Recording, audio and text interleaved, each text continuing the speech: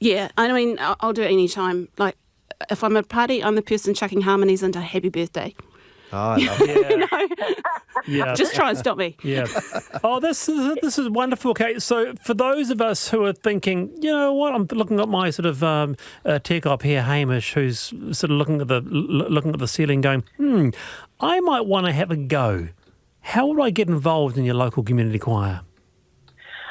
Well, you have a look online. I mean, we've got a website that tells you quite a lot about our philosophy and our approach. And the best thing to do is just to get in touch. Those of us who do the work that I do, we're all really passionate about getting people singing and really encouraging people to sing. And we understand that people feel anxious when they come to choir. We know that. And so we tend to be very supportive, and we're there to give some skills to build the confidence. Oh, lovely. Lovely to have you here, Kate, and hopefully the New Zealand community choir scene will flourish after that little chat there. And wonderful, wonderful panel. Moata, Mark, kia ora to you both. Thanks for being with me. Thank you. Very, very good. It's been lovely. Yeah, thank you. I'm Wallace Chapman. See you tomorrow at 3:45. Elisa Owen and Checkpoint is next.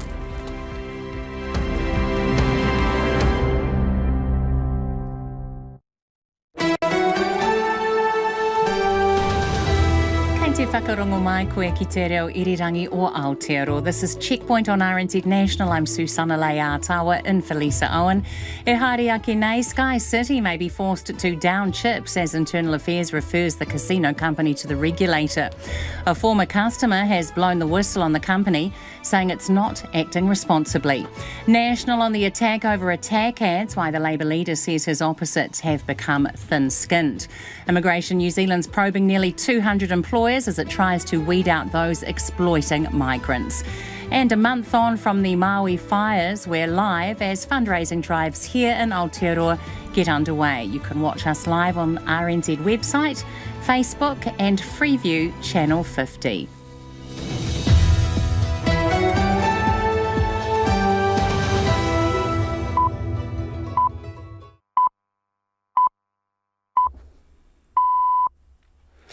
RNZ News at 5 o'clock. Tēnā tātou, ko Evie Ashton tēnei. The Council of Trade Unions is defending its nationwide advertising campaign, attacking national leader Christopher Luxon. The union has launched a series of advertisements claiming Mr Luxon is out of touch and too much of a risk. National says the ads are nasty, grubby and scurrilous. But CTU President Richard Wagstaff denies the claims. The buck stops with him, and he's leading this policy. So we need to draw attention to Christopher and what he's saying. We don't apologise for that. President Richard Wagstaff says it's important the public understands what is at risk going into October's election. The National Party is promising to bring in international expertise to fast-track land damage assessments in the wake of Cyclone Gabrielle and other recent storms.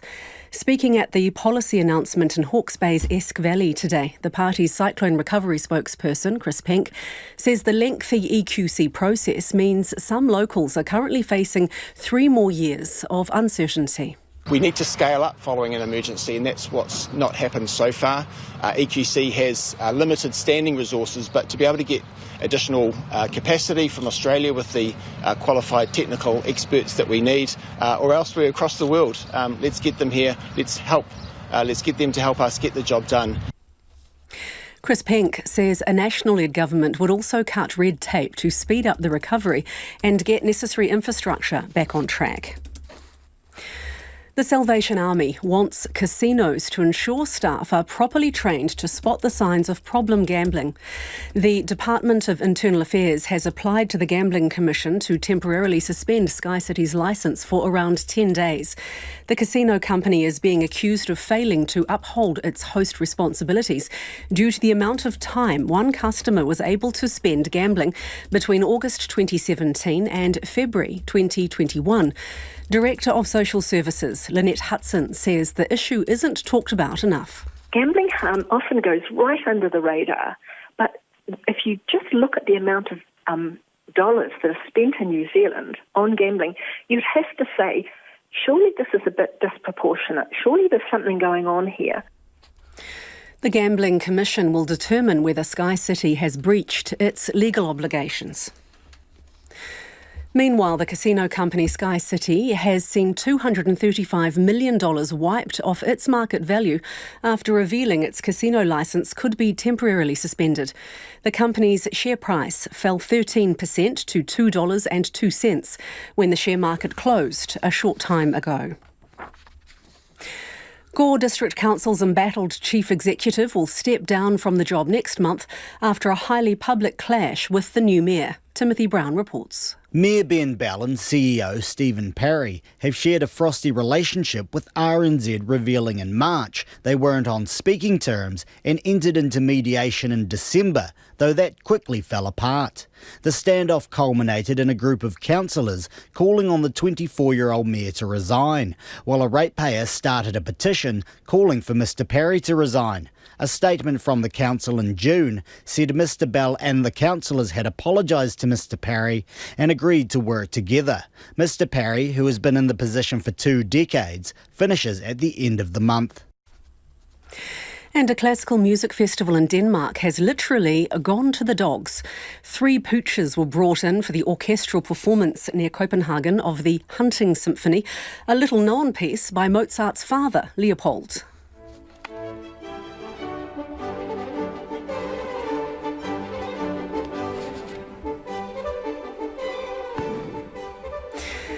The chief conductor auditioned dozens of dogs for the part. He was complying with the composer's express wish that 6 bars of the symphony should be accompanied by baying hounds.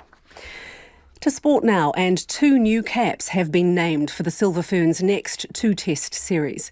19-year-old shooter Amelia Walmsley has been named to play against England, while defender Kate Burley is in line for a debut against Australia next month. 6 weeks on from finishing 4th at the Netball World Cup, coach Dame Nolene Taudua says they're still digesting their disappointing result. She says the squad got together last week and reflected on their campaign. Which actually was very open, brutal to some respect, but quite cleansing, if I'm going to be honest, for all of us, and then identify what those areas are that we need to improve. So there's clear areas of our on-court strategy that needs to be better. Second seed Novak Djokovic has progressed to the quarterfinals of the US Open Tennis Grand Slam with a straight sets win. Djokovic will meet American Taylor Fritz in the final 8. Meanwhile, defending champion Iga Swiatek has lost in the 4th round, going down to Jelena Ostapenko. Coco Gauff underlined her credentials as one of the title favourites with a gutsy victory over Caroline Wozniacki to reach the quarterfinals. The 19-year-old American had to come back from a breakdown in the 3rd set. The victory ended Wozniacki's extraordinary comeback run after a 3.5-year absence from the sport. And the Tall Blacks have finished the Basketball World Cup as the 22nd ranked team, securing New Zealand a place in next year's Olympic qualifying tournaments. That's the news. Health workers to strike after turning down another salary offer. There's a little bit of jiggery-pokery in those figures. We would say they have inflated those numbers beyond what's actually on the table. Winston gets on his horse. To govern a country, you need experience. And this is not our first rodeo. And John Farnham gives permission for Australia's Indigenous Voice campaign to use this classic.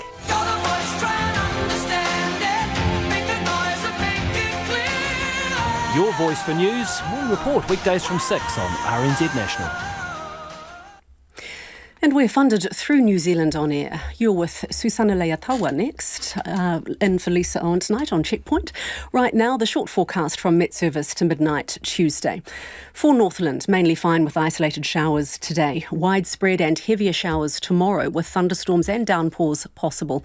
From Auckland to Wellington, including Coromandel, Bay of Plenty and the Central High Country. Rain spreading south to Taranaki and the Central High Country today, then elsewhere tomorrow. Heavy falls may affect Auckland, Coromandel Peninsula and Taranaki at times. Gisborne, Hawke's Bay and Wairarapa, cloudy periods with patchy drizzle or showers. Looking at Nelson, Bulla, Westland and Fiordland, mainly fine today, but the odd shower in Nelson. Rain spreading from the north tomorrow with heavy falls possible. For Marlborough, Canterbury and North Otago, mostly cloudy with patchy drizzle today. Scattered rain developing tomorrow. For the remainder of Otago and Southland, mainly fine with morning low cloud or fog. However, scattered rain about central Otago later tomorrow. And for Te Kohu, Chatham Islands, cloudy periods, the odd shower today. The time is 7 minutes past 5. I will have traffic news and headlines for you at about 20 past 5. Thank you, Evie. Malo e lelei tēnā koutou katoa no mai haere mai ki checkpoint I tēnei rā. Sky City might have to down the gambling chips after being referred to the regulator over a possible host responsibility breach. The casino operator could have its licence suspended for up to 10 days because of the amount of time one customer was able to spend gambling over a period of 3.5 years. The Department of Internal Affairs says it was in breach of Sky City's harm minimisation obligations. The customer made a complaint after a gambling spree that lasted from August 2017 to February 2021. It's now up to the Gambling Commission to decide whether or not to suspend Sky City's licence. Joining me now, Problem Gambling Foundation spokesperson Andre Frood. Kia ora, Andre. Kia ora, Susanna. What were Sky City's obligations to this gambler? Well, certainly host responsibility is vitally important, and Sky City is legally bound to provide effective host responsibility. So they should have intervened if there was continuous gambling going on for over a certain length of time. And Sky City says in its host responsibility program that they define continuous play as gambling continuously for 5 hours or more. We'd argue that's too long, but that's what they have outlined in their host responsibility program. So certainly there should have been intervention for somebody who's gambling for that length of time. But it can't be straightforward, can it, for a casino operator to know exactly how long someone's been gambling for and how often they're there? Well, they've got harmful products in their casino. You know, pokie machines are the most harmful form of gambling, and when they do have a responsibility if they're going to provide those products to keep their customers and their patrons safe. And so they are required to have people on the floor to monitor how long people are using machines or gambling around gaming tables. You know, it is their legal responsibility and a requirement under the Gambling Act. So they need to be able to do that, and it's vitally important they do. Checkpoint visited Sky City today, and the gamblers we spoke to said they'd never been asked by staff if they're okay, and some of them had been there for more than 3 hours. Is this a widespread problem, do you think? Unfortunately, it probably is. I mean, we hear it all the time because, of course, we have people coming through our doors every day who've been harmed by gambling, and people who are able to actually sit at pokie machines without any intervention for hours and hours on end is not an unusual story, unfortunately. How many of the cases that you see at the Gambling Foundation would you put down to operators failing to meet their obligations?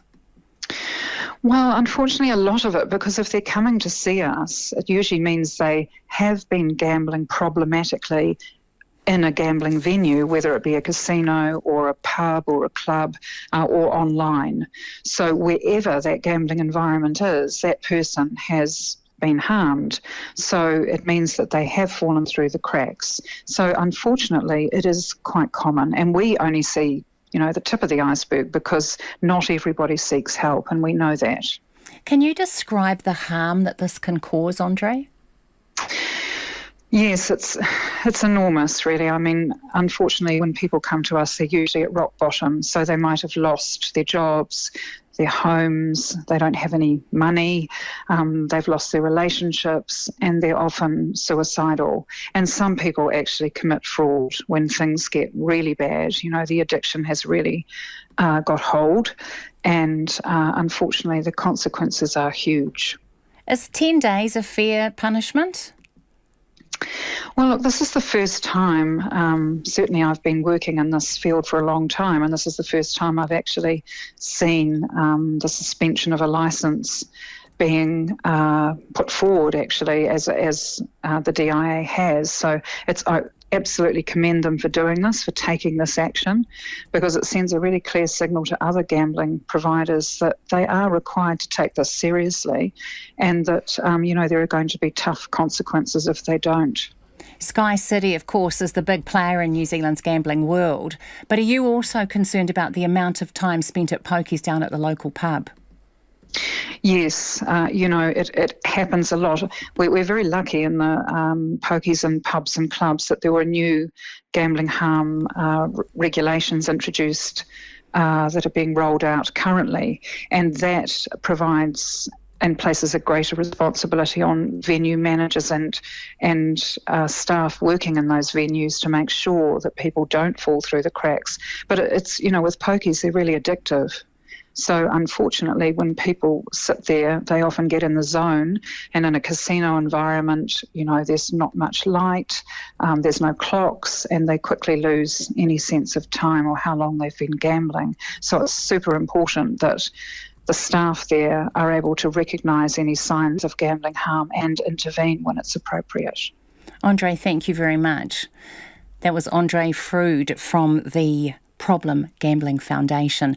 It's 13 minutes past 5. Kia mau tonu mai. You're listening to Checkpoint on RNZ National. National is crying foul over a new union attack ad which labels its leader Christopher Luxon risky and out of touch. The party says the personal attack marks a new low in this year's election campaign, but Labour's Chris Hipkins thinks his opponents need thicker skin. Our Deputy Political Editor Craig McCulloch has the story. National leader Christopher Luxon is out of touch and focused on the wealthiest few. The video flickers as a grim-faced and monochromatic Christopher Luxon moves closer to the camera. The voiceover booms. He'll make you pay for prescriptions. Luxon isn't the right leader in a cost of living crisis because he doesn't understand life for everyday Kiwis. The attack ad launched online today as part of a campaign being run by the Council of Trade Unions. It includes social media ads, billboards, and a full front-page graphic on today's copy of the Herald. Christopher Luxon, out of touch, too much risk. Jacinda Ardern's Be Kind has become Be Nasty. The ad has National seeing red. Its campaign chair, Chris Bishop, promptly called a media conference to denounce it as a personal, negative and scurrilous strategy. This is a highly orchestrated, highly political, highly choreographed, American-style hatchet job on Christopher Luxon. It's disgraceful. They should be ashamed of themselves. It's incredibly sad and pathetic. Labour says it has nothing to do with them, but its leader, Chris Hipkins, doesn't see what the big deal is about. Well, I think they're being a bit thin-skinned, to be honest. He says he and Labour have been subject to much of the same and came wielding a series of examples, adverts published by Labour's critics in recent months. We have a pretty nasty, despicable personal attack on Nanaia Mahuta. That was, I believe, the Taxpayers Union did that one. This is myself and David Parker on some what would appear to be Russian horses. I actually think I look quite good on a horse, to be frank. We are not going to engage in personal attacks like Chris Hipkins and his mates in the union movement. For its part, the Council of Trade Unions has no regrets. Its president, Richard Wagstaff, says he has a responsibility to warn New Zealanders what Christopher Luxon is planning for workers. That includes scrapping fair pay agreements and bringing back 90-day trials. The buck stops with him and he's leading his policy, so we need to draw attention to Christopher and what he's saying. We make no apologies for fighting for working people. They purport to support working people. I would have thought they would have wanted to come out in support of our tax plan last week. That tax plan could do with some support right now, as yet more critics come forward, questioning the viability of the new foreign home buyers tax.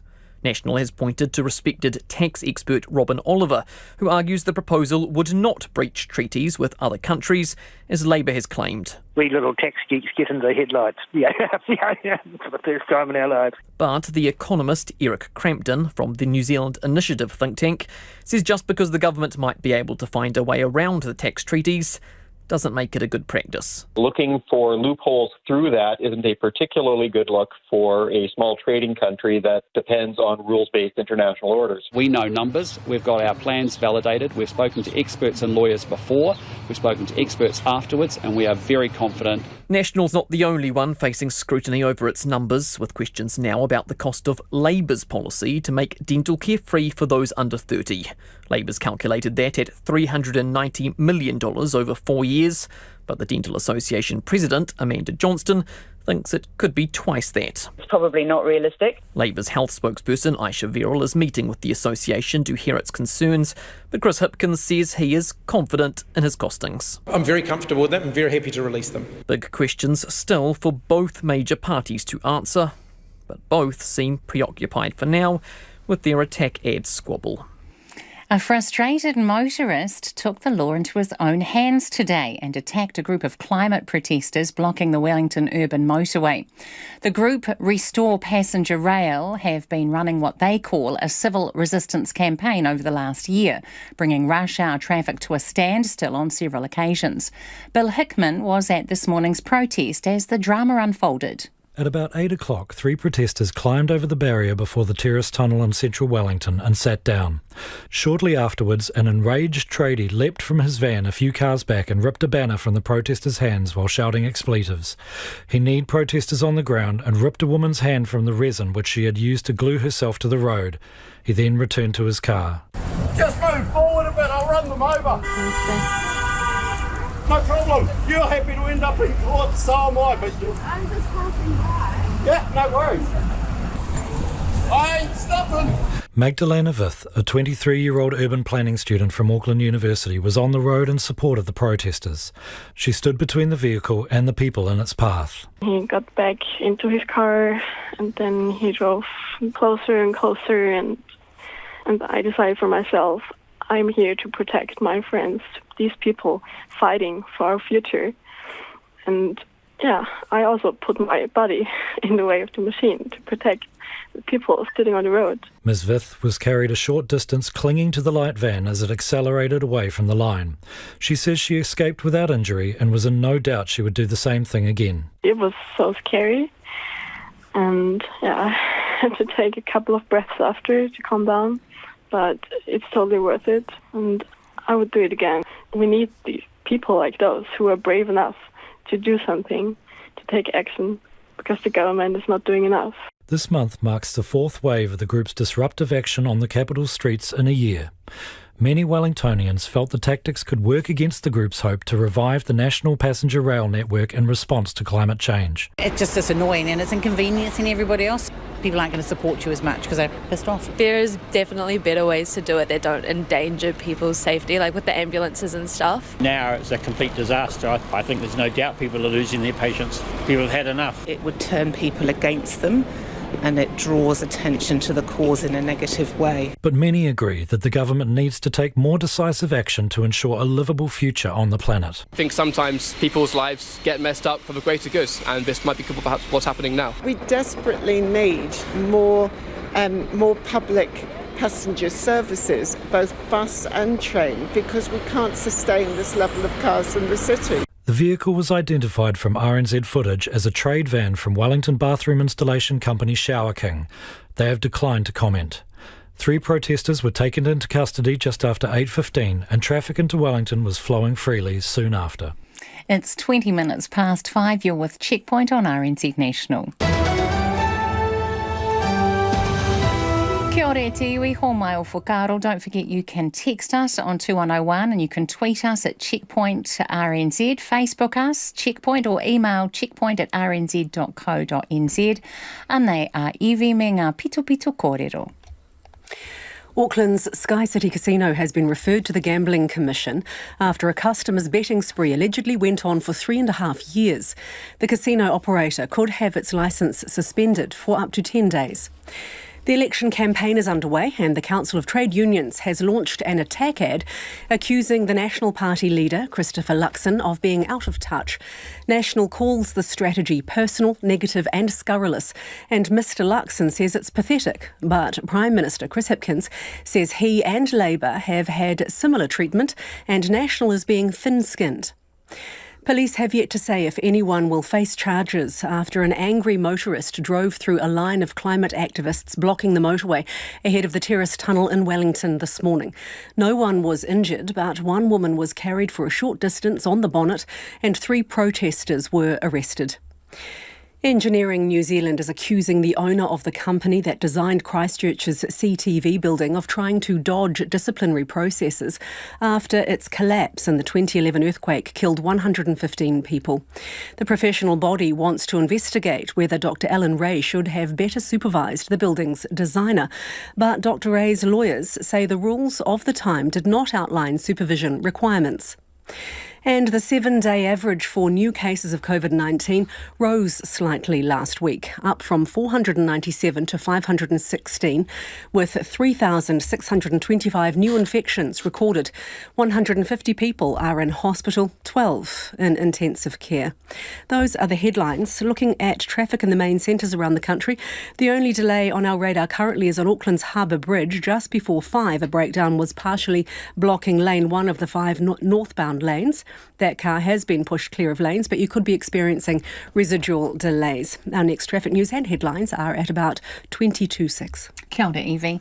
New Zealand driver Scott Dixon's hopes of a 7th IndyCars Championship title were dashed today. Dixon has finished second in the standings after the title was wrapped up with 1 round still to race. We're joined by sports reporter Felicity Reid. Kia ora, Felicity. Kia ora. What happened with Scott Dixon? How did he miss out? Well, he hasn't had to look far to see where that championship title has gone. It's actually his Chip Ganassi teammate, Alex Palou, who's won the title. So Alex won in Portland today, which was not only winning the race, it was actually picking up enough points to wrap up the title. So they've got one more round to go, but Scott Dixon was closest in points to Alex. And so even though he wasn't able to snatch the title away today, they have actually done a 1-2 for Chip Ganassi, which has been the first time since 2009 that racing team has actually been able to achieve that. So the team will be pretty happy with that result anyway. So Palou actually won this by 5 seconds, the race today. He was leading for 69 of the 110 laps, and what makes that actually more impressive is that he started from 5th on the grid. So, you know, he's had to get through some drivers there as well. So that was actually the 5th title for the Spaniard. And so actually finishing 3rd today for Scott Dixon, he wrapped up what his season and reflected on that. Yeah, it was pretty blah, to be honest. There's definitely some races where we definitely didn't capitalise, or maybe we didn't do the right strategy like at Toronto. You can always pick a season to pieces, but all in all, you got to look at the big picture to secure 1-2 in the championship. In this competition, it's really tough to do. And fellow Kiwi Scott McLaughlin, he'd actually started near the front of the grid. He was in contention for most of the race, but slipped back to 9th. And the other Kiwi in the field, Marcus Armstrong, he finished 19th. But there is a little bit of better news in motorsport for the New Zealanders on 2 wheels. Courtney Duncan won the Motocross World Championship today. It was the 4th time she's won this championship. The Kawasaki driver is actually quite dominant. She broke her collarbone last season, which meant that she wasn't really in contention. But today's title goes on to the ones that she won in 2019, 2020 and 2021. Outstanding. So the Rugby World Cup, it kicks off this weekend in France, and the All Blacks laying down a challenge to their first opponent.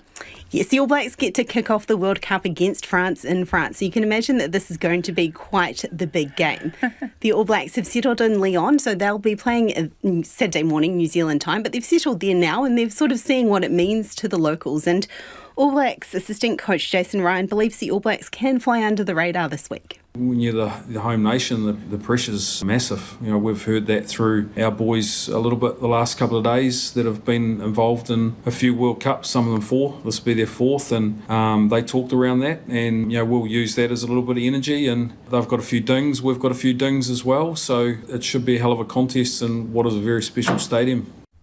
And RNZ have people in France, so we'll be hearing more out of the All Blacks camp this week. Excellent. Thank you, Felicity.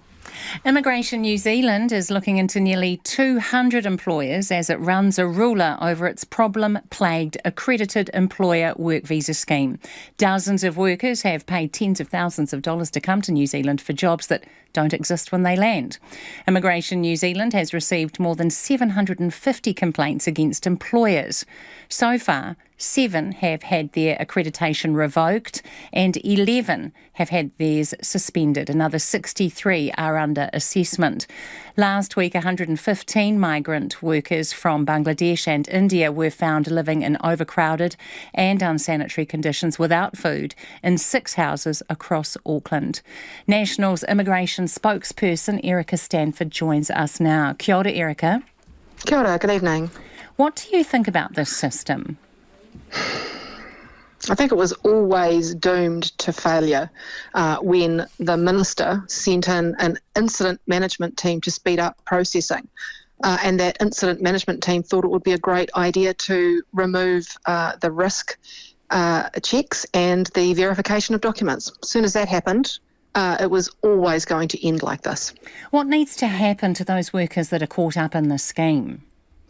That's an excellent question, and what I've been thinking about and speaking to the sector about. The problem that we've got is so many of them were sort of duped into coming here by adverts that said no English required, no skill, no qualification, work in New Zealand, earn $30 an hour, pathway to residence. So they paid a lot of money for this, thinking that they would be able to send money home and have a future here, to arrive to no jobs. So now we have, and it's not dozens, it is thousands of workers who've arrived here like this. And the migrant exploitation visa they're allowed to go on is only a 6-month visa. And in order to stay here long term, they have to get back on an accredited work visa, which requires them to be paid $30 an hour. And who is going to pay them $30 an hour if they don't have any skill or any English? So the question becomes, well, if we send them home, they've paid and have got huge debts to the tune of tens of thousands of dollars overseas, they're not going to go. They'll stay here under the radar and work under the table and be exploited even more than they are now, most likely. Potentially, some people have said to me, we just need to give, if they can genuinely prove that they're in this situation, maybe we have to give them an open work visa for 3 years and let them work here legally to pay back the debt, since we basically bashed down the castle walls and let the drawbridge down and left the back door open for all of this exploitation to happen. You could be Immigration Minister at the end of next month. So what do you plan to do about these workers? Well, the first thing is we have to stop the exploitation happening. So we need to start managing risk and verifying documents. Again, that has to happen urgently. So we've stopped more workers coming in. The second thing is, we have to work out, what do we owe them? And in my view, the right thing to do is allow them to work here legally. And I am tending towards giving them an open work visa to say to them, look, we understand that we created, or this government, the previous government, hopefully by that stage, created a system where you were allowed to be exploited. And we will give you a 3-year work visa, at which point, you can work in New Zealand, at which point you'll be required to leave, which is what always was the case under the visa that they had before. It was a limited time work visa. So if you're the next minister, what will you do about the ministry? Clearly the processes have got some major problems. I don't blame the ministry for this at all. This blame lies at the feet of the ministers, three of them in a row. Michael Wood signed off these changes. I don't for a minute believe that Immigration New Zealand were doing this behind his back. In fact, I've been told by immigration officials that he was fully briefed on this. He sent in the incident management team, the crack team from MB, to try and speed up visa processing. They, in their infinite wisdom, went, let's drop the risk and verification, and informed the minister of that, and he signed it off. So I think that having a competent, capable minister who understands immigration law and understands that risk and verification is very important will go a long way into fixing some of the problems in Immigration New Zealand. Erica Stanford, thank you very much. That's National's immigration spokesperson. It's 5:30. Kia mau tonu mai. You're listening to Checkpoint on RNZ National. Time for the business news. Nona Peltier joins us now. Kia ora, Nona. Hello. So, where are we starting today, Nona? I don't seem to have an update for you. Well, how about we start with the Electricity Authority? I've got it now. Sorry. Yes, please. Go there. Okay, so the Electricity Authority is considering making customer care guidelines mandatory rather than voluntary. So they haven't been mandatory? No, and that's because they're something like about 100 different pieces of information you have to consider when you look at these guidelines. So, for example, members have to consider things such as customer sign-up processes. So what are those? What power companies should do when customers are having a hard time paying, and how medically dependent customers cope in outages and so forth. There's a lot of issues there.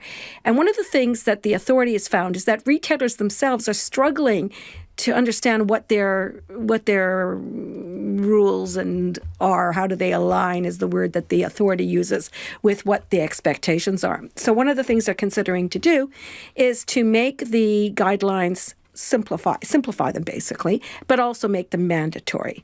And that would be a change from voluntary. So whether or not they get through that, it's hard to know. But they're asking for comments on their consultation documents from the general public, I guess, with a deadline of October 2nd. And those documents are available on their website. Financial Services Ombudsman getting an increase in number of complaints arising from this year's severe weather events. What's the reason? Most of the complaints seem to be about insurance.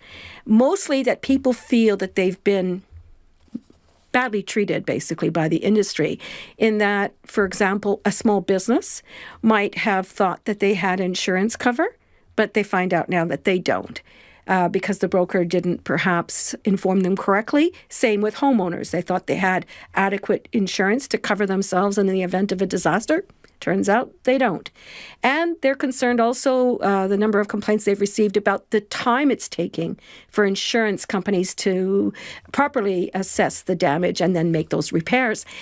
As well, there's another emerging issue around whether or not these people who are adversely affected can really continue to make the payments and all sorts with higher interest rates and the costs mounting and so on, and with no certainty about whether or not they can ever get back into their homes or start their businesses again. So yeah, a lot of issues out there. How are the markets today? Well, let's see. Now, we've talked about Sky City earlier in the news all day. Update? Yeah, their share price fell 13%, 13%, on that possible 10-day suspension that's been discussed on their operator's license. Now, the index, the top 50 index, it fell just 16 points despite that very large drop by Sky City to 11,513. The New Zealand dollar is really little changed. I mean, hardly at all.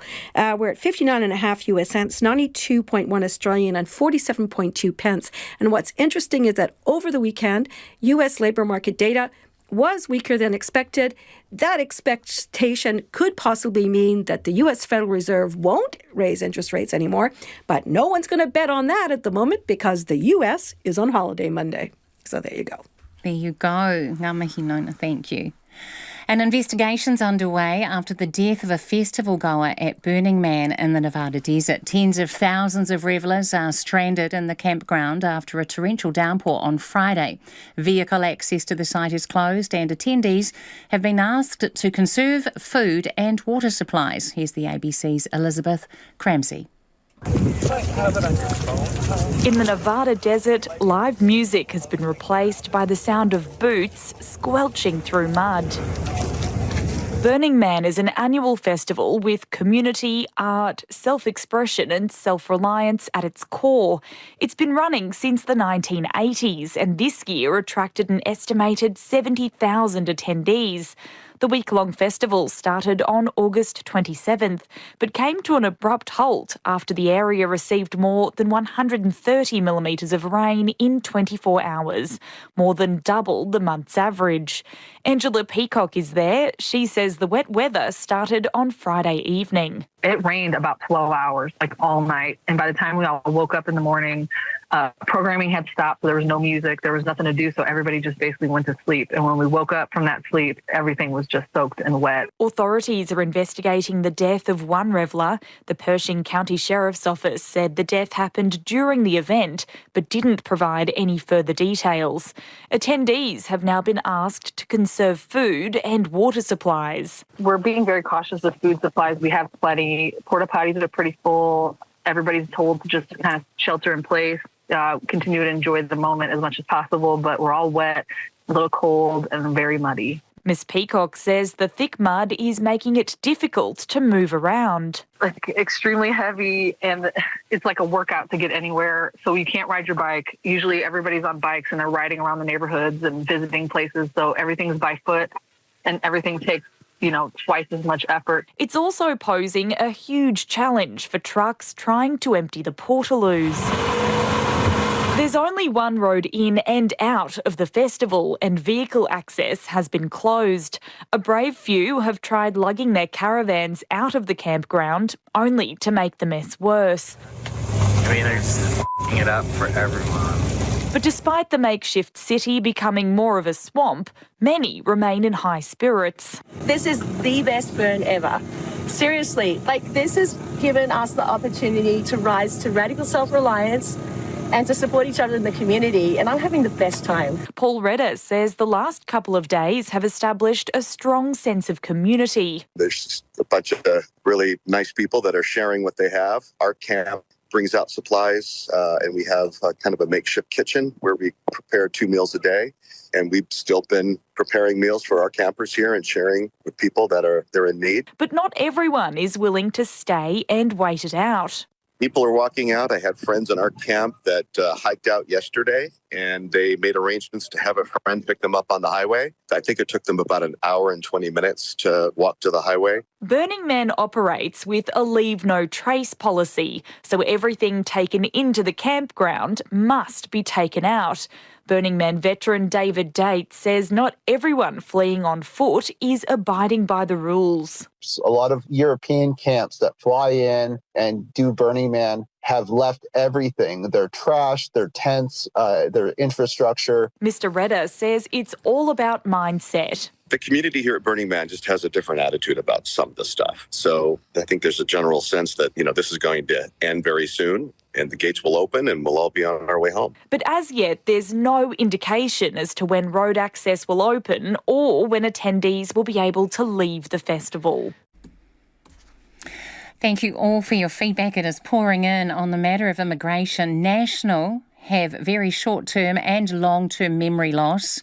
Wasn't it them and the farmers and every other self-interest business person harassing the government to open up borders and fast-track migrant workers? A similar exploitation happened in the early 2000s. Another texter, agents were appointed in the country of origin and people were recruited in order to improve their lives. The winners were the agents paid based on numbers. The losers were those exploited with hollow promises. Erica Stanford is talking absolute nonsense, regardless of what the system for immigration has been or is in place. The root cause of the problems lies with those employers that have been behaving like shameful rat bags. And regarding rail, on restoring passenger rail, no sympathy. Let's not make these guys into martyrs. Their foolish actions will prevent ambulances and fire engines getting through and may well cost people's lives. Not good enough. And the traffic protesters are not achieving anything. They should try more positive methods that don't prevent people from getting to hospital, work or flights. Well, it's 20 minutes to 5. You're with Checkpoint on RNZ National. Kia ora e te iwi, ho mai o whakaro. Don't forget you can text us on 2101 and you can tweet us at Checkpoint RNZ, Facebook us, Checkpoint, or email checkpoint@rnz.co.nz. Now it's time for the headlines with Evie. Carson Harvey, I don't think that's for me, is it? Let's have a look. Let's have a Headlines. This is me. National is promising a cyclone recovery ombudsman if elected, so owners of flood or cyclone damaged properties could challenge category ratings. On a visit to Hawke's Bay today, party leader Christopher Luxon said National would also speed up the buyout process. Shares in Auckland's Sky City have fallen 13% as it faces a probe over a claim a customer's gambling spree went on for 3.5 years. It could have its licence suspended for 10 days. The Salvation Army wants casinos to ensure staff are properly trained to spot the signs of problem gambling. An Auckland police checkpoint found one driver at least twice the legal drink-drive limit outside a primary school in Papakura with 3 children in the car. On Friday and Saturday evening, checkpoints around the city caught 15 people driving over the limit, a figure police call disappointing. Pope Francis has ended his historic 5-day trip to Mongolia, where his main purpose was to visit the minuscule Catholic community of about 1,500 people. The visit has taken on international connotations because of the Pope's overtures to its neighbour, China, over freedom of religion. And thousands of teachers in South Korea are on strike for the day. They want better protection against bullying by the parents of pupils. In July, a young teacher killed herself after suffering repeated harassment and complaints. Those are the headlines. Looking at traffic in the main centres around the country, no further incidents to report, so that's good news. Our next news and weather are on the hour at 6. Kia ora, Evie. Carson Harvey was an active teenager, cramming in as many sports around his school schedule as he could. But his world changed 2 months ago when he suffered a brain bleed that requires major surgery that can only be done in London. Now his school is rallying to get him there. Our reporter Jimmy Allingham has the story. June the 20th was a typically busy day for Carson Harvey. After a morning at Palmerston North Boys High School and his afternoon mechanics course, he headed to the gym. But a sharp pain in the neck forced him home. I couldn't really do anything. I was like, my body was just so sore, I couldn't really think. So I just lay down on bed and then threw up a couple of times and then just didn't move from there because I just couldn't. Like once I lay down, I couldn't get up. I just was pretty much paralysed with the pain. Carson was rushed to Palmerston North Hospital. I was thinking it was like a pulled muscle or something and I was just like overreacting, you know, but turns out it wasn't. I didn't think I was doing anything too crazy at the gym or anything, because I just got in there and this happened. He was diagnosed with a rare deep brain bleed caused by arteriovenous malformation, tangled blood vessels. I found out at 1 a.m. the next day when I was still at the Palmerston North Hospital. They diagnosed it and said I had a brain bleed and like it was because of my AVM, which I didn't even know I had. So I just got diagnosed with that, even though it was from birth. I was very surprised. I wasn't expecting anything that serious, you know. I just thought, I just didn't really know what to expect, but that was very far from it, you know. Carson was flown to Wellington Hospital, where his neurosurgeon confirmed the severity of his condition means he'll need treatment overseas. The 17-year-old faces 2 gamma knife surgeries in London and has just been given a date for his first operation, September the 29th. We have to get there 2 days earlier to do like blood tests and stuff with the doctors. So we're planning on leaving like a week before and just like waiting, like looking forward to going, and also have to really try really hard on my school exams since I won't be at externals at the end of the year. So just trying to cram all that in now. School's providing a welcome distraction, but Carson can't play sport and he must keep his blood pressure down. Every day was full. Some days I had like 3-4 things on to keep my day busy. I wouldn't get home until like 8 o'clock at night. Now I just sit around at home just waiting for the next day to go back to school. The trip is costly. Carson and his parents are raising the $150,000 they need to get him to London, have the operations and cover their lengthy stay. Community and school fundraisers have helped, and the Give a Little page has ticked over $95,000. Carson's father Bruce says the support has been a huge help as Carson takes on his huge challenge. He's definitely matured a lot through this very short process in the last couple of months. He's handling it very well. He sort of insulates us a little bit as well, doesn't sort of let on everything which is going on. It's hard. Even schoolwork and study is hard as well. So just so much changes. It's a massive upheaval especially for a young boy. It's a long road to recovery. Even when Carson's well enough to return to New Zealand, he faces one more operation. He'd have to go back to the Wellington Hospital and they'll perform another operation where they'll feed an IV line through his arm, and most likely his arm or his leg, right up to his brain, and through that they pump glue in to finish. It's a final stage for sealing off the burst blood vessels. Palmerston North Boys High Deputy Rector Gerard Atkins says the school is getting behind Carson. He's facing some really challenging circumstances, and I think he's to be commended for the positive way in which he's approached it, and we certainly wish him all the best for his surgery, and it's fantastic to hear that he has got a date.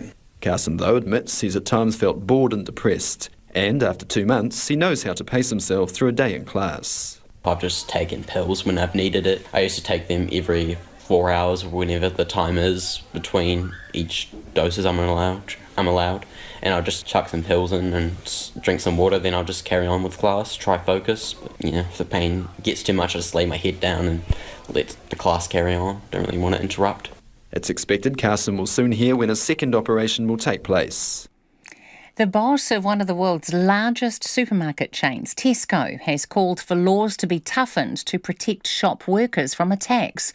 Tesco staff in the UK will be offered body cameras because physical assaults have increased by a third since last year.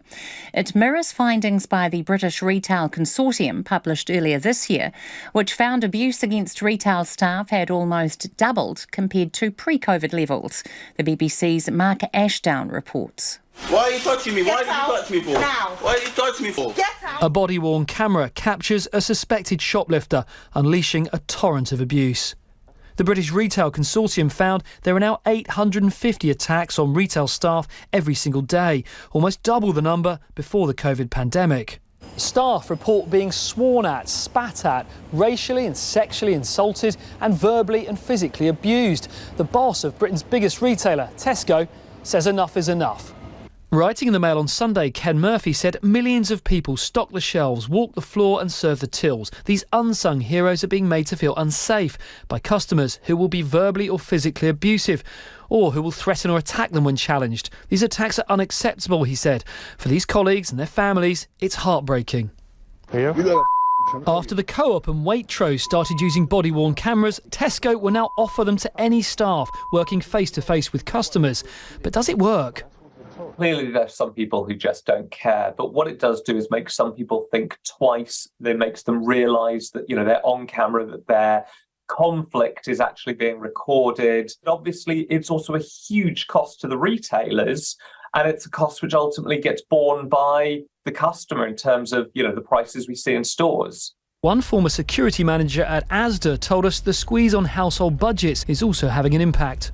I think with the economic situation, more people are desperate, so they are willing to use violence to get the items that they need. In Scotland, abusing staff is a specific criminal offence, which industry leaders want to see extended across the UK. Body-worn cameras are just one tactic in the ongoing fight against retail crime, which costs the industry £1.8 billion every year. It's coming up to 11 minutes to 6. Kia moto no mai. You're listening to Checkpoint on RNZ National. You might know someone who's a diligent recycler and makes sure their soft plastics are bagged up and dropped at the designated supermarket bin. But for many, plastic waste like chip packets, bread bags and thin plastic packaging gets put into the too hard basket, i.e. the rubbish bin. It's estimated thousands of tonnes of soft plastics are sent to landfill each year. So if you could put them in with your curbside recycling, would that get more people on board? Reporter Luca Foreman and cameraman Nick Munro have more. Right now, keen recyclers need to drop off their soft plastics at supermarkets or the warehouse, otherwise it goes to the tip. You do soft plastic recycling? Oh yes, definitely. Oh yes, I do. Plastic is evil, we need to get rid of it. While the number of people who do recycle their soft plastics is growing, Lynn Mays from industry group The Packaging Forum admits with the current system, only about a third of all soft plastics would ever be recycled. If you want to get those numbers up, you actually have to make it easy for people, and making it easy for people typically means, a curbside collection. Regular recycling plants aren't currently set up to deal with soft plastics.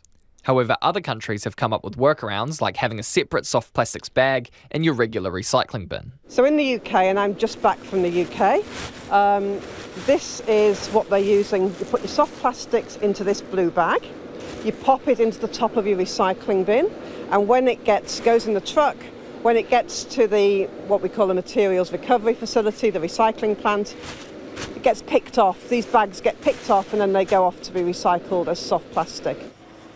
The other issue is what all the extra plastic would be used for. That's where companies like Future Post come in.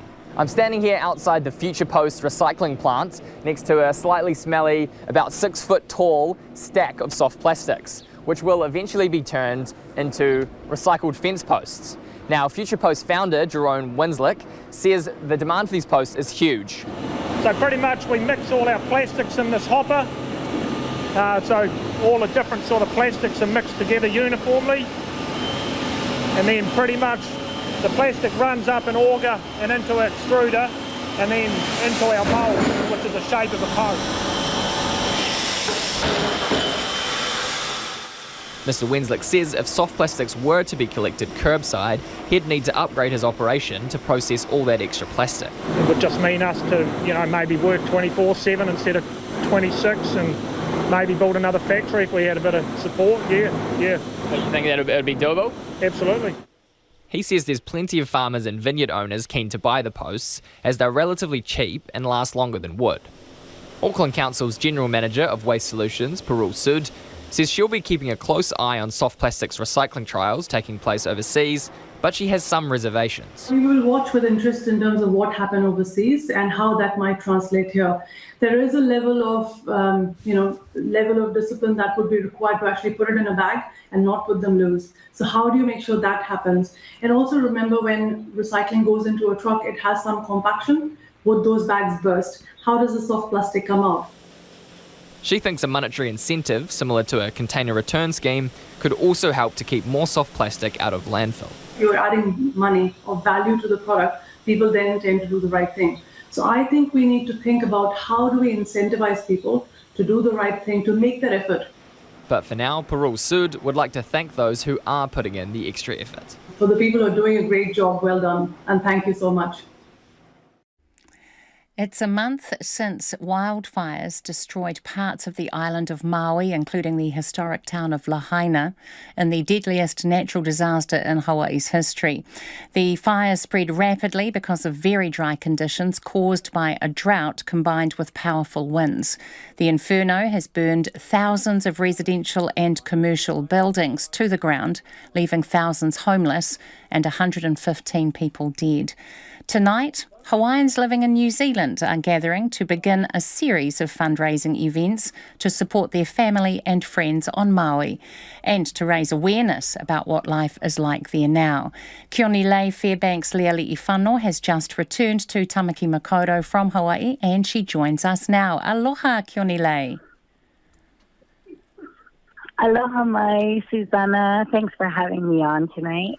Absolutely. Can you tell us about tonight's event, Mele and Mo'olelo for Maui? Well, when we were thinking about what we could do for Maui all the way here in Aotearoa, the initial step we thought was to just create a space for us to gather and do what we do best, which is to share our mo'olelo or our stories with one another, and in true Hawaiian fashion to remember through mele, through songs. So we're excited about what's going on tonight.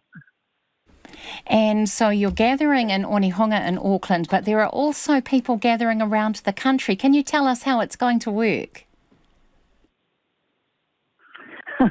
Well, we just hope it works, technically. But we've got a main theater space here in Tamaki Makaurau at the Factory Theater where hopefully around 100 people will be gathering. And then we have another city gathering in Kirikiriroa in Hamilton. And we'll be telecasting in Hawaii or Hawaiians from Maui through Zoom in both locations. We also have smaller groups located in Wellington and Christchurch zooming in as well. So it's really exciting. We'll be able to see each other, hear each other, and just, gather in solidarity for our friends and family in Maui. You've recently been to Maui, Kionilei. What can you share with us? What's important for us here in New Zealand to understand about what's happened there? I think probably the first thing that we need to understand is just the sheer magnitude of what has actually happened. It's devastation at all levels. Just everything is gone in these areas where there was once a thriving community and thriving cultural center for Hawaii. And I think in remembering that, we can really stop and consider what all of these communities have lost. And I know that the most beautiful thing about the Lahaina community is how they are already rising up from the ashes, as they would say, and already beaming that aloha that people have been sending towards them right back out into the world, which is a beautiful thing to see. And I think it's just keeping Maui in your thoughts, in your prayers, and if you can, kokua, support, kako'o, donate, and so on, because it's going to be an ongoing restoration and rebuild of this community. Wishing you all the very best, Kionilei. Mahalo nui loa for your time tonight. That was Keone Leali'ifano, who is a Hawaiian expat here in Tamaki Makaurau. To the UK now, it's almost a year since the death of Queen Elizabeth, and there are plans for a permanent memorial. A specially formed committee will consult the British public and the royal family in choosing an appropriate tribute to be unveiled in 2026, the year the Queen would have celebrated her 100th birthday. The BBC's royal correspondent Daniela Ralph filed this report. A nice statue of her with a water feature around it where people could throw money, which could be gathered to support the charities that the Queen supported when she was alive. But nothing too ostentatious and in your face. And it's striking that balance in terms of how you immortalise her. A traditional park with horses where people can learn to ride horses. New horse, riders coming in, but just keep it very traditional. And it doesn't get much more traditional than the Queen Victoria Memorial, dominating the view outside Buckingham Palace, an imposing tribute to a monarch. Queen Victoria got this huge memorial in a prime location, but Queen Elizabeth II reigned for longer, arguably during more turbulent times. So does she need something bigger, better, or just different? It was Sir Winston Churchill who proposed 3 years ago that a national memorial to King George VI be established. In 1955, the young Queen Elizabeth unveiled a statue to her own father on the Mall in central London. A wartime king, it is a traditional, even austere interpretation of him. A statue of his daughter would tell a different story. One sculptor who worked with the late Queen has her own ideas. I feel that there should be somewhere on the sculpture where you can press a button and you hear her voice. Because I very often find when you walk around London and you see the sculptures, you perhaps don't notice them all. The location of the memorial will be crucial.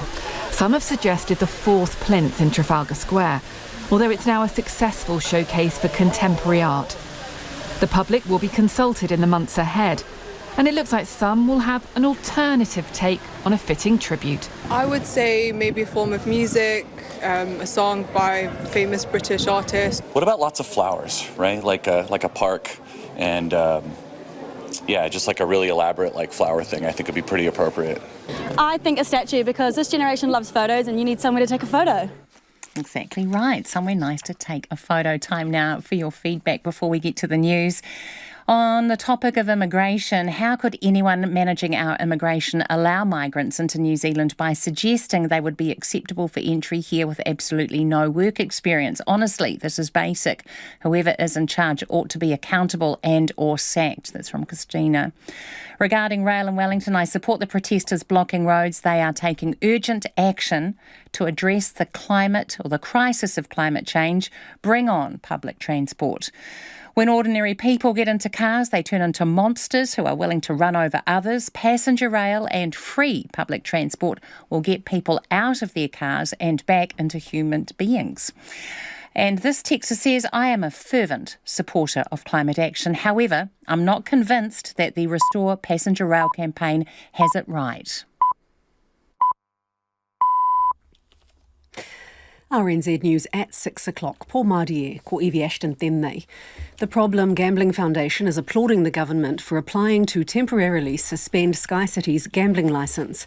The Department of Internal Affairs says Sky City allowed a customer to gamble for longer than its obligations to minimise harm allow.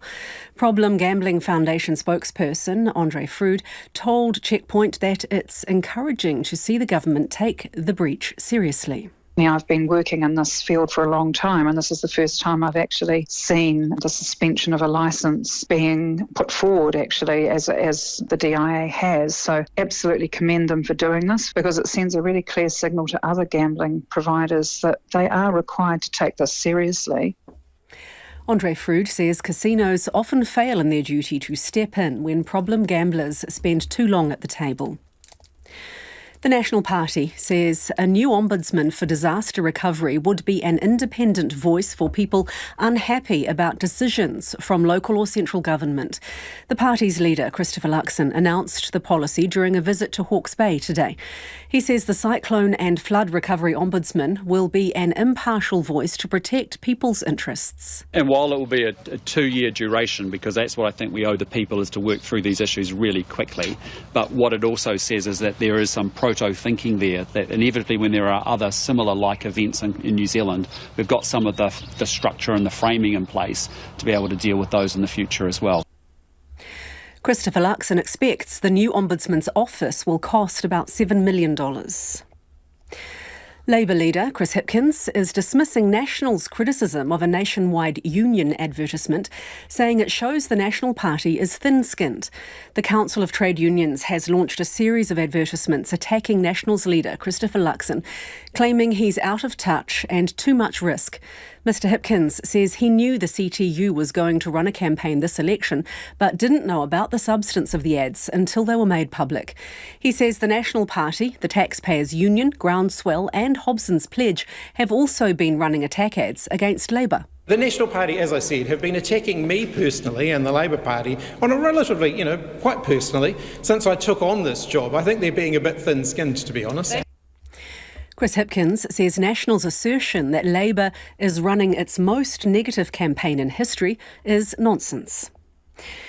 Engineering New Zealand is accusing the owner of the company that designed Christchurch's CTV building of trying to dodge disciplinary processes. 115 people died when the Canterbury television building collapsed in the 2011 earthquake. The professional body wants to investigate whether Alan Ray should have better supervised the employee who designed the building. Dr Ray's lawyers say the 1986 rules, when the building was constructed, didn't outline supervision requirements. But lawyers for Engineering NZ say that should be decided by a committee of engineers, not a judge. They say a hearing in the Wellington High Court today was an 11th hour attempt to delay disciplinary action. There are 3,625 new COVID-19 cases recorded in the past week and 11 further deaths. Tess Brunton reports. A total of nearly 3,300 deaths have now been attributed to COVID-19. The latest figures from the Ministry of Health show 150 people are in hospital, 12 in intensive care. The 7-day rolling average of new cases is 516, which is higher than the previous average of 497. Just over 40% of the cases being reported today are reinfections. Taiwan's southwestern coastline has been hit by heavy rains and powerful winds as Typhoon Haikui makes landfall for a second time. Some roads and coastal areas have been flooded, others have been blocked by fallen trees. From Taipei, here's Rupert Wingfield-Hayes. Taiwan hasn't had a direct hit like this from a typhoon since 2019. Despite government warnings to stay indoors and away from windows, some people were still out riding their motorbikes as Typhoon Haikui made landfall on Sunday afternoon. For several hours, the mountainous and sparsely populated east coast of Taiwan was lashed by 150 km/h winds, knocking down trees and scattering anything that wasn't tied down. Around 40 people have been reported injured, mainly by flying debris. Thousands of homes along the southeast coast are still without power. Sir Peter Jackson and Dame Fran Walsh are providing a timeline for restoring Wellington's Shelley Bay to its natural state. The land was slated for a housing development but was bought by the Hollywood movie-making couple last week. In a statement released on a Miramar Facebook page, Sir Peter and Dame Fran say they are looking forward to starting work with locals in the summer. They say the focus will be on replanting the land and reopening the Chocolate Fish Cafe.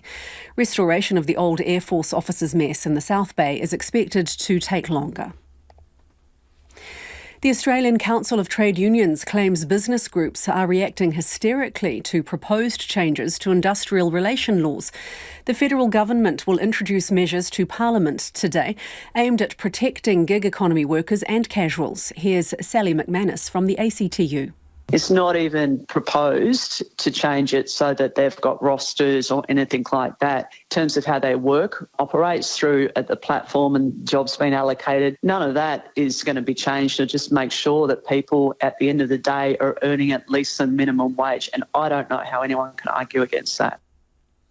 Business groups say the changes would reduce flexibility and increase costs. And Pope Francis has wrapped up an historic trip to Mongolia, visiting the minuscule Catholic community there. The tour has taken on international connotations because of the Pope's overtures to Mongolia's neighbour, China, over freedom of religion. Francis ended his 5-day visit with a stop to inaugurate the House of Mercy, a multi-purpose structure to provide temporary healthcare to the needy. That's the news. Pacific Waves. Bringing Kiribati back into the forum. Diving into the big stories of the region. They are an instrument of the Constitution of Fiji. And shining a light on issues affecting Pacific peoples in Aotearoa and around the world. Being able to go out into different places and areas that share special connections with our community was really special. We talanoa to Pacific leaders, newsmakers, experts and commentators, and bring you up-to-date coverage from our dedicated RNZ Pacific team and talented correspondents on the ground in the region. Pacific Waves at 8:15 weeknights on RNZ National. Kei te whakarongo mai koe ki te reo irirangi o Aotearoa. You are back with Susanna Leatawa next on Checkpoint. Right now, the short forecast from Met Service to midnight Tuesday. For Northland, mainly fine with isolated showers today. Widespread and heavier showers tomorrow with thunderstorms and downpours possible. From Auckland to Wellington, including Coromandel, Bay of Plenty and the Central High Country. Rain spreading south to Taranaki and the Central High Country today. Then elsewhere tomorrow. Heavy falls may affect Auckland, Coromandel Peninsula and Taranaki at times. Gisborne, Hawke's Bay and Wairarapa, cloudy periods with patchy drizzle or showers. Nelson, Buller, Westland and Fiordland, mainly fine today, but the odd shower in Nelson. Rain spreading from the north tomorrow with heavy falls possible.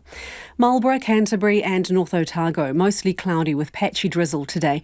Scattered rain developing tomorrow. For the remainder of Otago and Southland, mainly fine with morning low cloud or fog, however scattered rain about central Otago later tomorrow. And for Rekohu, Chatham Islands, cloudy periods, the odd shower today. The time is 8 minutes past 6. I'll have news headlines for you at 6:30. Kia ora, Evie. No mai hoki mai ko Susanna Leatawa tēnei. Casino operator Sky City had nearly $250 million wiped off its market value today after the Department of Internal Affairs applied to suspend its gaming licence. Sky City's accused of failing to uphold its host responsibilities due to the amount of time one customer was able to spend gambling between August 2017 and February 2021. The news has prompted organisations like the Problem Gambling Foundation and Asian Family Services to call for more robust gambling harm reduction measures. Delphine Herbert reports. It's now up to the Gambling Commission to decide whether or not to suspend the casino giant's licence after a customer complained about how long they were able to spend gambling over the 3.5-year period. The Department of Internal Affairs says this was in breach of Sky City's harm minimisation obligations and recommends cancelling its licence for 10 days or so. Problem Gambling Foundation spokesperson Andre Frood says the department is to be applauded for taking such quick action. It sends a clear signal to other gambling providers that they are required by law to provide effective host responsibility and that breaches have consequences. So it's good to see that without having all the details, that some action is being taken. She's also calling for a review of current harm reduction measures. New Zealand evidence suggests that people who gamble for 3 or more hours on casino pokies have almost 4 times the risk of being a moderate or problem gambler than someone who doesn't gamble on casino pokies. So we've actually strongly recommended that the time frame of 5 hours of continuous play be reviewed. Asian Family Services agrees. National Director Kelly Feng says more needs to be done to ensure services are accessible to non-English speakers. We know many Asians will have a little or lack of awareness of gambling harm and also the gambling addiction side of knowledge. And there's a very little information they have regarding that help-seeking behaviour. She says gambling rates in the community are high. Asian community experiencing 10 times harm of gambling harm in particular, so it's much higher than general population in Mara Pacific as well, particularly for casino type of gambling. The Salvation Army's Director of Social Services, Lynette Hudson, believes current measures and processes are fit for purpose. But she says providers need to ensure staff are trained to identify problem gamblers. I think the training that's available is fairly robust. I mean, we've been doing this work for a long time, so we know the kind of triggers and symptoms. It's actually just a matter of the venues enforcing their training. Forsyth Bar Head of Research, Andy Bowley, believes the financial impact if the licence is suspended will be minimal. In isolation, the potential financial impact of a suspended licence for 10 days is relatively immaterial. So it could be a few percent of their profits in any 1 year, which isn't overly big. The bigger question is, what else is out there that the DIA could be investigating? But as of shortly after 3 p.m, around about $260 million was wiped off SkyCity's market value. A statement from SkyCity says it's committed to maintaining the highest standards of host responsibility best practice, with priority given to minimising the impacts associated with problem gambling. Meanwhile, SkyCity's Adelaide Casino is also under scrutiny by the Australian federal and state authorities for alleged breaches of anti-money laundering rules. And just to update those NZX figures, SkyCity's closing share price today was down 13% or $235 million. Some music festivals are known for their mud. It's a regular feature of Glastonbury in the UK. Burning Man in the US state of Nevada, though, is held deep in the desert, where the biggest environment problem is usually the dust storms. This year, though, an unexpected torrential downpour has caused chaos, mixing sand into liquid concrete. Many of the 70,000 festival goers are now stuck. Phil Vine from World Watch spoke to Kiwi burner Joe Holly, who just got out. I mean, there is mud, there is rain, but that's what it is at Burning Man. You have to come fully prepared for the dust storms, for survival. It's about survival. When you compare it to other festivals, I mean, Glastonbury's known for its mud, but you don't really expect that in the desert, do you? No, and it's a different kind of mud. So this mud, so it's got alkaline in it. So when it sticks to, for example, you cannot bike around. It'll stick to your tyres and then it will form like a cement coating on it. So then you can't even move your bike. Or if you're walking around in shoes, suddenly you're 10 feet taller because you've got a big block of cement underneath your shoes. So the only way to get around is to put a plastic bag and tape it around your shoes or around your feet. There are parts of the playa that are quite drenched, and so you can't travel through some of the parts of the playa. But people are walking around, people have put lad bags around their feet and sort of duct tape those on, and people are out there still partying, they're still communicating, they're still running healing sessions. The vibe is still really awesome. Yeah, some of the streets aren't in operation at the moment, but I mean, a lot of us out there, we've got RVs, so people are coming and using the RV toilets, or a lot of portaloos had already been cleared out. And, you know, there's other options, just like if you're on a boat, there's the old bucket trick that you can use. So people are resourceful, people are banding together and just making it work. So for the uninitiated, what is Burning Man? It's a gathering, it's a community, it's a city of people coming together to build, to create, to expand your consciousness, to express yourself. Often it's not portrayed in the right way. It's kind of portrayed as like a drug fest and sex fest, which is not the case at all.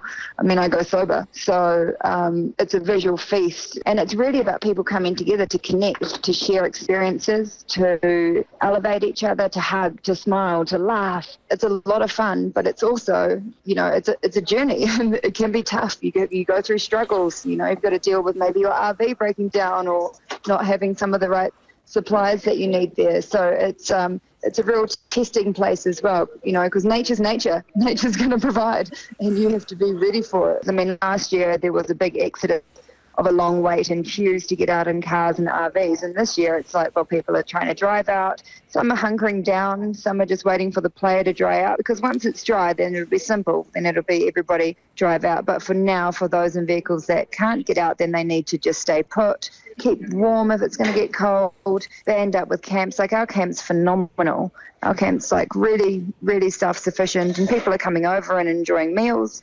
It's all about, there's 10 principles of Burning Man, and one of them's radical self-reliance. And so people are, getting their stuff prepared and getting their way out. And everybody there that's out there, there's a good community of people who can band together to, make things happen. When did you make the decision to get out? Yeah. So we did a bit of a pat down of our camp yesterday, and then we decided to drive out last night.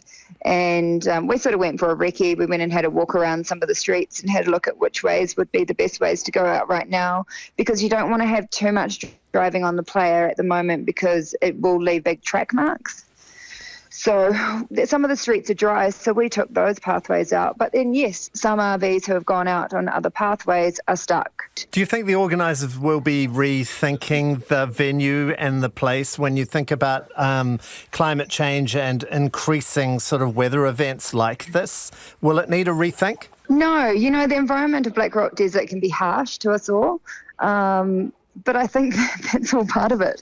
I think that there'll be some elements of more awareness of what to do when it's raining for people coming in. That's what it's about. It's about coming together and dealing with whatever circumstances are occurring. Will you be going back? Yeah, totally. Okay. Totally. Yeah. Excellent. Totally. Right. I will be going back for sure. A quick traffic update now. A crash has closed State Highway 16 northbound between Fred Taylor Drive and Brigham Creek Road. Waka Kotahi is advising motorists to avoid the area if possible. It's 17 minutes past 6. You're with Checkpoint on RNZ National. Authorities in Spain have shut down some rail services and told thousands of people to stay at home because of intense rainstorms in and around the capital, Madrid. The city has activated emergency procedures to prepare for flooding. Here's Deutsche Welle's David Sincock. Firefighters had to rescue people trapped in their cars as the Spanish State Weather Agency issued a risk alert for nearly half the country. Madrid is expected to experience the heaviest rainfall ever recorded in the capital. Atletico Madrid's La Liga football clash with Sevilla has been called off. Some transport links have ground to a halt, and residents received text messages advising them to remain indoors. It's an anomalous and exceptional rainfall situation, and my advice and appeal to the people of Madrid is to stay at home and to minimize travel as much as possible.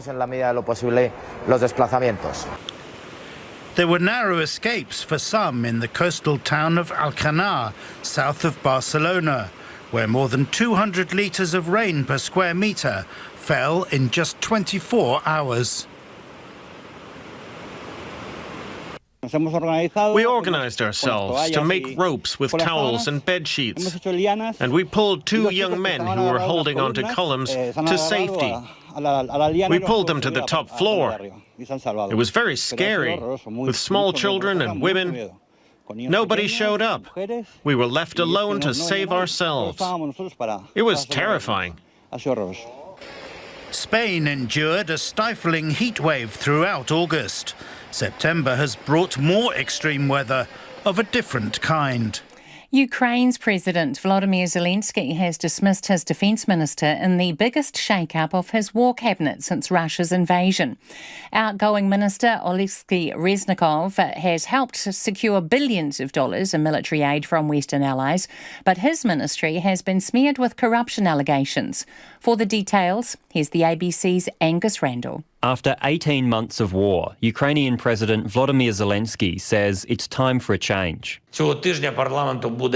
Oleski Rezkinov has been through more than 550 days of full-scale war. I believe that the ministry needs new approaches and other formats of interaction with both the military and society as a whole. Now Rustem Umerov should take over the ministry. Outgoing Defence Minister Alexei Reznikov has been praised for building strong relationships with allies in Europe and the United States. He's secured billions of dollars in military support and convinced countries to send tanks, jets and rockets. But his ministry has also been accused of corruption. The outgoing minister denies all claims. Dr Jessica Ganawa is a senior lecturer in international relations at Flinders University. President Zelensky does need to show to both domestic Ukrainian audiences and also international audiences that he is being tough on corruption. On the other hand, what is a bit surprising is that during a time of full-scale war, you want to show coherence and alignment in terms of military leadership, political leadership. Incoming Defence Minister Rustem Umerov heads Ukraine's State Property Fund, which oversees the privatisation of state assets. He also helped negotiate the Black Sea grain deal, which gave ships safe passage from some Ukrainian ports, before the deal collapsed in July. Dr Jessica Ganawa believes the new minister will be facing systemic challenges. It's hoped that as Defence Minister, he's going to bring in a kind of a clean, fresh energy and ensure that, those allegations of corruption do not continue. Now, something that might be difficult here is that, of course, replacing the Defence Minister can be important, but oftentimes corruption has a more systemic character. And that's something that President Zelensky has been battling with ever since he was first inaugurated as the president of Ukraine. This week, Southeast Asian leaders will try and advance negotiations on a code of conduct for how countries behave in the South China Sea. This is amid claims Beijing is stringing out talks while it cements control over the disputed waters. The negotiations will happen at the ASEAN summit in Jakarta. Australia's Prime Minister will attend before he heads to the Philippines, which is increasingly looking for Australian support. The ABC's Bill Birtles filed this report from the Philippines. The fishermen at the small port of Burihuan care little about the ASEAN leaders meeting taking place this week in Jakarta, or any further talks about a code of conduct. Boat captain Zali Albi is much more concerned about getting his next haul of fish without Chinese boats harassing his crew. The Chinese Coast Guard always drives us away when we go near Ayungin Shoal. If they see us approaching, they encircle our boat, he told the ABC. Another fisherman, Lesser Cabaroy, said he experienced being rammed by a Chinese Coast Guard boat in April this year, around the same Ayungin Reef, which is known internationally as the Second Thomas Shoal. They've used water cannon a few times, and when we try to avoid it, they rammed our boat. They're trying to drive the Filipino fishermen away, he said. While such actions aren't new to the fishermen, they are to many in the Philippines. A new tactic of releasing videos of incidences near disputed reefs captured by the Philippines Coast Guard has revealed to many in the country just how dire the situation on the water is, especially the Chinese Coast Guard's use of a water cannon on a boat that was resupplying Filipino soldiers stationed at the Second Thomas Shoal last month.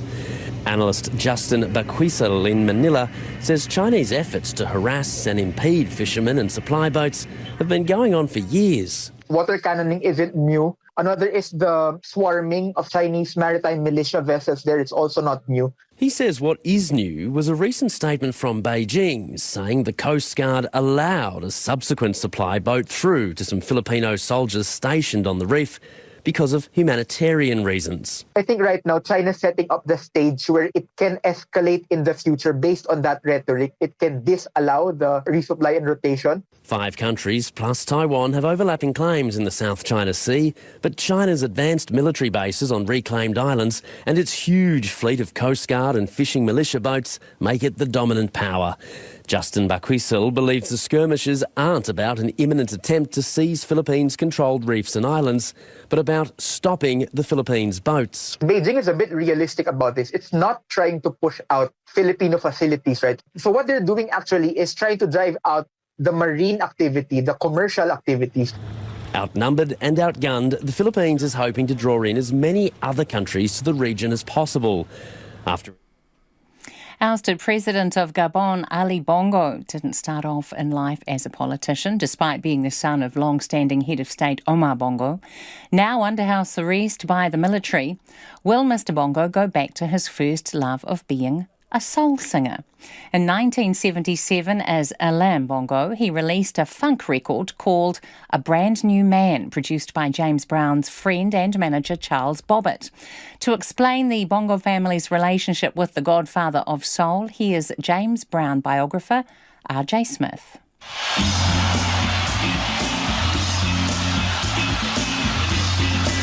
The story begins with James Brown making a trip to Africa in 1974. He was there to play the country then known as Zaire, and then Senegal, and then the plan was to go to Gabon.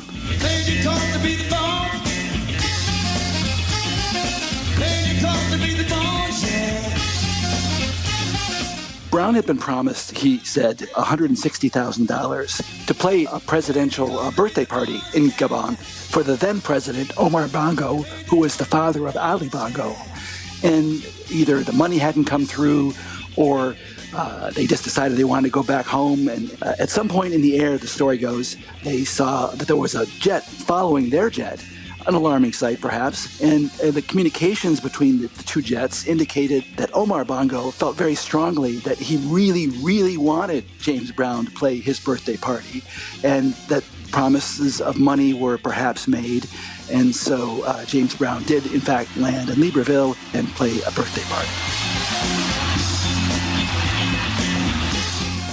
So how did Ali Bongo become a recording artist? This is a story of two generations of bongos who adored James Brown and wanted to be like James Brown.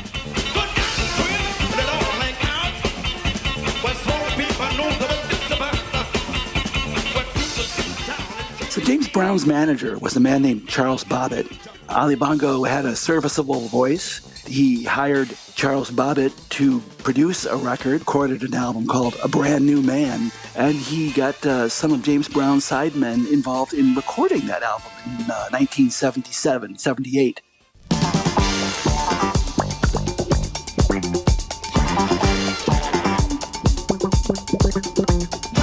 It's kind of a half disco, half funk album. It's kind of a Love Boat, disco, 70s soundtrack kind of schlock. And Bongo's croons over the top of it.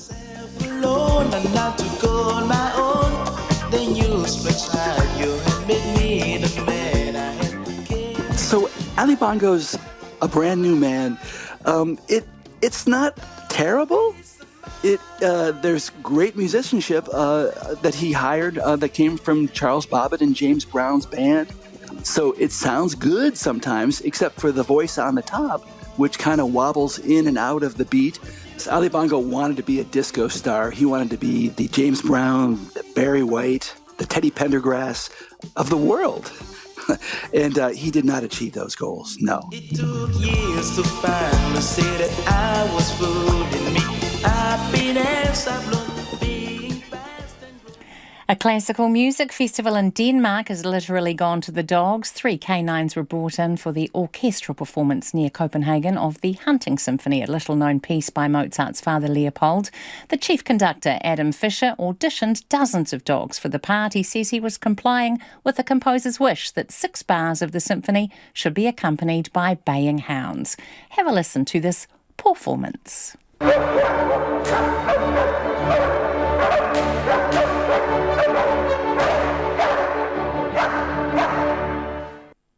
It took 3 months to train the successful candidates Cookie, Sophus and Sika to not only bark on command but to remain silent for the rest of the performance.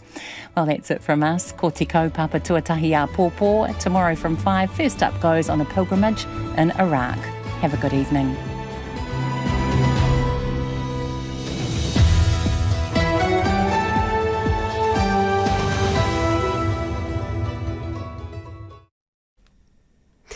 RNZ News headlines at 6:30. I'm Evie Ashton.